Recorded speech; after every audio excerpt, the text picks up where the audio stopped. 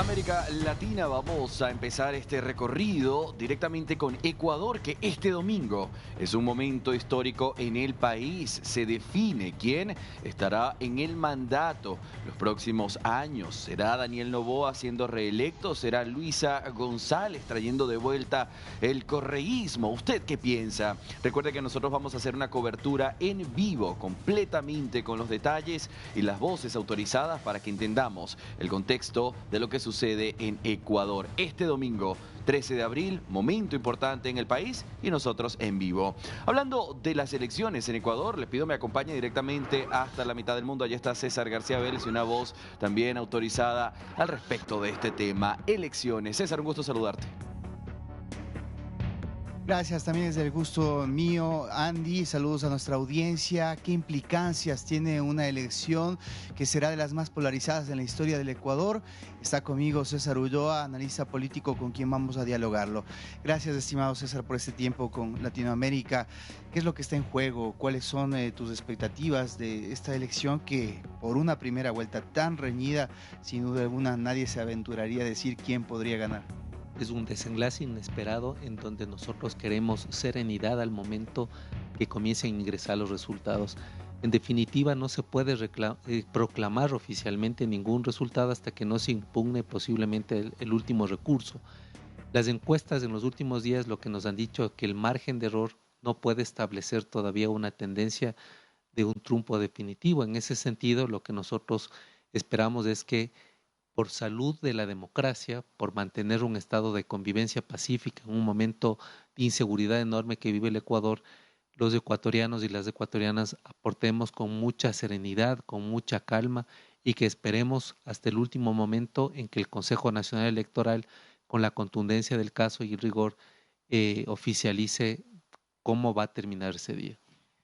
Casi los dos candidatos concentraron aproximadamente el 90% de la votación en la primera vuelta. ¿Cómo has visto tú el trabajo que se ha hecho para poder escarbar en lo poco que había, para poder lograr esos votos y definir quién podría ganar?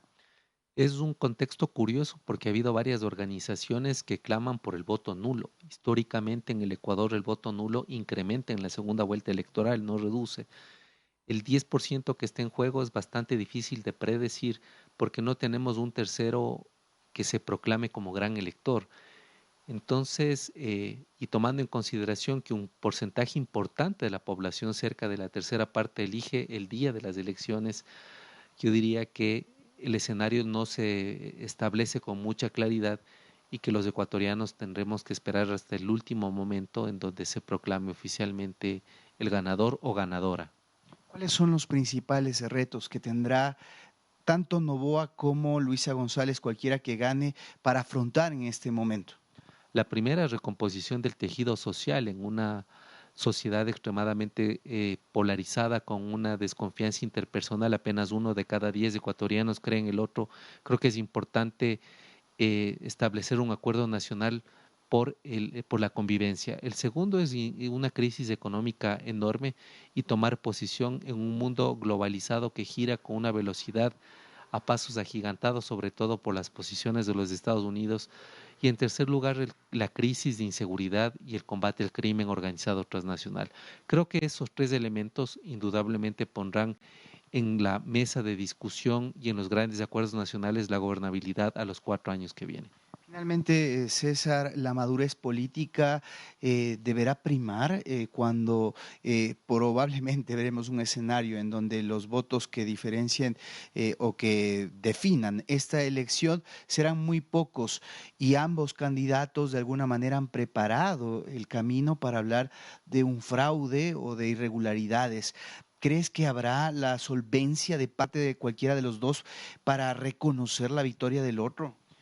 Bueno, la estatura democrática de los candidatos se va a evidenciar ese día y bajo un contexto de inseguridad que vive el Ecuador, lo que menos nosotros quisiéramos es que exista un estallido alrededor del desconocimiento de resultados.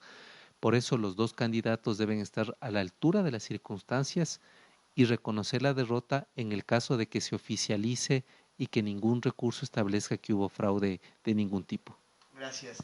Ahí tienen este análisis preliminar de César Ulloa. Nosotros vamos a estar actualizando constantemente la información, sin duda, en la noticia primordial del país. Este próximo domingo, como lo decía Andy, tendremos una cobertura del minuto a minuto de cómo vaya evolucionando esa votación hasta conocer quién va a ser el próximo presidente o presidenta de los ecuatorianos. Tú sigues, Andy. Por supuesto, gracias César por este invitado y por ponernos en claro el panorama ecuatoriano. Hasta el domingo en esta cobertura especial que haremos en nuestra señal para América Latina y el mundo.